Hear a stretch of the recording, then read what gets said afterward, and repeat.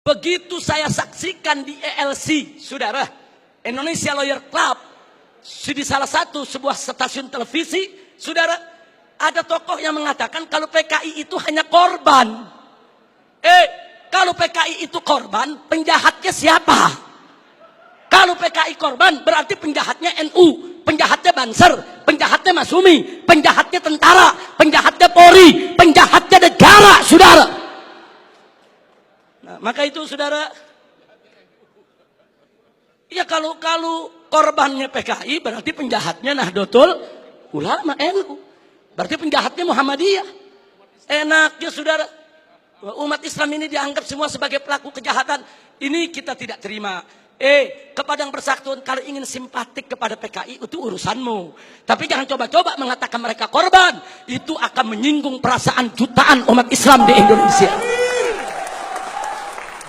Baik saudara, saya di sini tidak mau sebentar karena waktu sudah sebentar. Implikasi saya lewatkan dulu. Usulan FPI untuk simposium ini. Ayo kita kembali kepada Pancasila dan Undang-Undang Dasar 1945 yang asli, yang dijiwai Piagam Jakarta sebagaimana amanat Dekret Presiden 5 Juli tahun 1959. Takbir, merdeka. Yang kedua, tolak segala perbuatan dan pemahaman ideologi yang bertentangan dengan nilai luhur ketuhanan yang Maha Esa sebagai jiwa daripada Pancasila. Apapun ideologi, pemahaman dan perbuatan yang bertentangan dengan nilai luhur ketuhanan yang Maha Esa harus kita tolak, saudara. Termasuk pemahaman PKI, komunisme, ateisme, kemudian Leninisme, Marxisme, termasuk segala kemungkaran dan kemaksiatan yang bisa mengundang kemurkaan Allah sehingga bisa terjadi, yaitu malapetaka dan musibah di negeri kita. Yang ketiga, tegakkan dan laksanakan TAP MPRS nomor 25 tahun 66, Undang-Undang nomor 27 tahun 99, TAP MPRI nomor 1 tahun 2003 dan KUHP pasal 107A sampai E. Karena itu kita serukan TNI dan Polri jangan pernah ragu. Anda semua punya payung hukum untuk menindak, menutup, membubarkan setiap kegiatan PKI di seluruh wilayah NKRI ini, saudara. Kemudian yang keempat, ada 5 poin, saudara.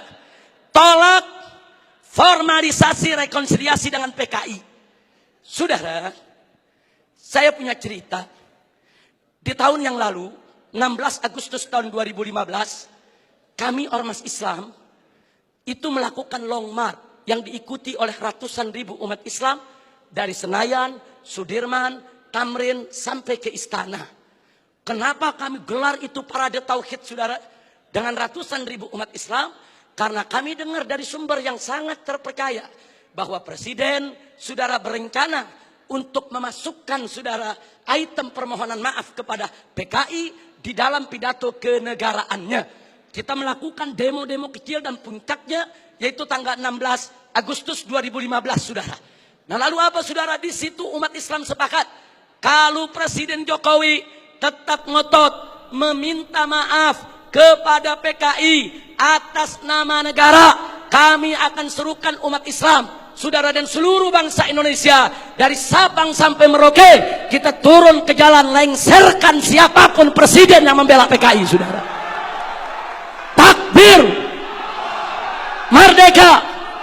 Nah, kenapa kami tolak formalisasi rekonsiliasi dengan PKI? Karena akan membuka luka lama sejarah dan bisa membuka pintu fitnah yang berbahaya.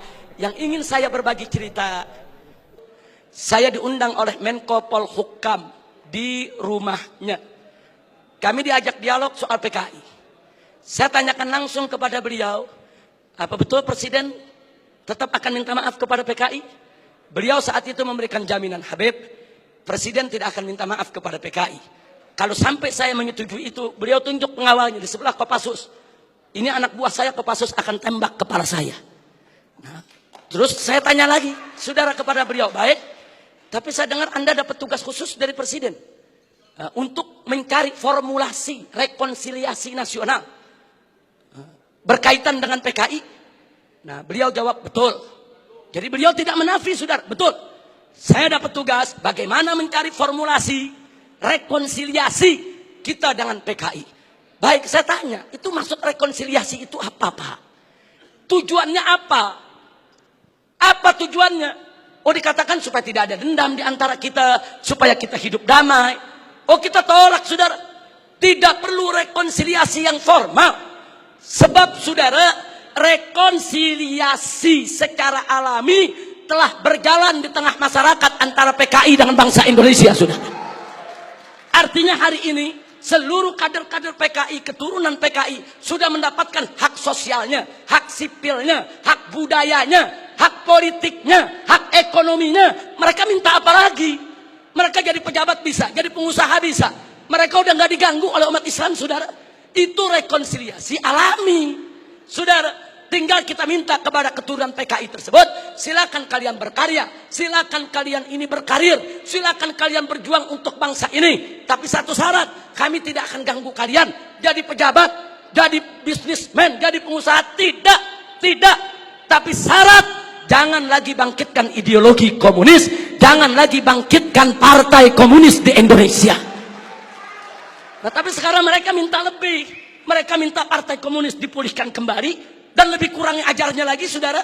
Mereka minta negara minta maaf kepada mereka. Ini rekonsiliasi macam apa?